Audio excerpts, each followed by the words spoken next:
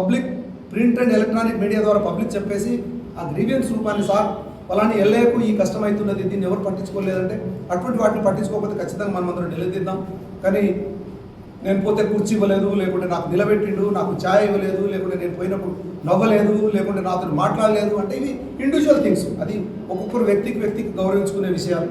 So ఈ విషయంలో ఎవరైనా సరే దయచేసి అత్యుత్సాహం చూపొద్దు, వ్యవస్థను నడవనివ్వాలి. ఎందుకంటే మళ్ళీ కలెక్టర్ మారిన తర్వాత మళ్ళీ కలెక్టర్ మారితే ఏంటంటే మళ్ళీ ఆయన నేర్చుకోవడానికి మళ్ళీ 6 నెలలు టైం పడుతుంది. ఈలోగా పుణ్యకాలం కాస్త అయిపోతుంది.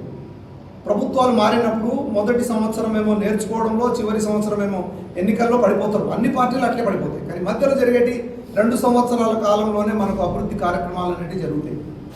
ఈ 2 సంవత్సరాల్లో ఎంతో కొంత జరిగిన దాని గురించి మనం పెద్దగా ఏం చెప్పలేము.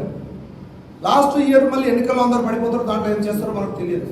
సో ఈ 2 సంవత్సరాలు ఆఫీసర్లను భయభ్రాంతులకు గురి చేయకుండా వారికి రూల్స్ ప్రకారం పనిచేసేందుకు జనగామ అత్యుత్సాహవంతులైన బిడ్డలు సహకరించాలని వాళ్ళు ఇది ప్రింట్ అండ్ ఎలక్ట్రానిక్ మీడియాలో రానివి, పేపర్ మీద కనిపించని ఆరోపణలు నేను చెబుతూ ఉన్నాయి. ఒక్కొక్కరి మీద 100 ఉన్నాయి.